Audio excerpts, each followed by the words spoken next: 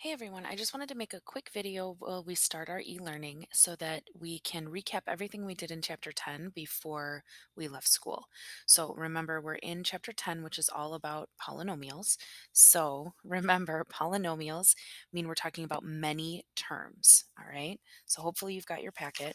I'm just going to really quickly look at page 1 here. We talked about the rules of being a polynomial.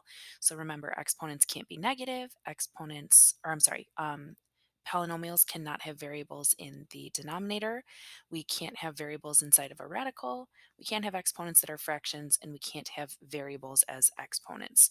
So remember, these 5 things here were really like the key things to look for. These are things that are not polynomials. Everything else that we talk about is. So remember, when we're naming a polynomial, we talk about it having a first name, which tells us the degree of the polynomial, and then the last name, which tells us how many terms are in there.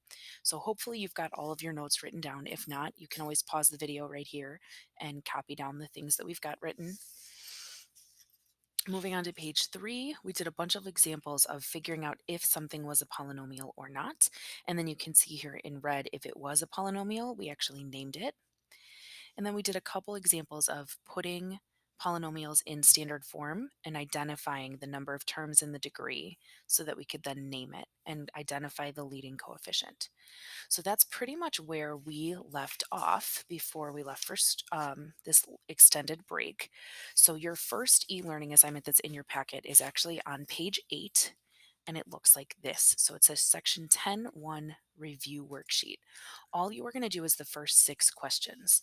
So you're first going to start by writing the polynomial in standard form, state the degree of the polynomial, and classify it by its degree and the number of terms. So really what I care about is write the polynomial in standard form, if it's not already in standard form, and then I want you to give me the first and last name.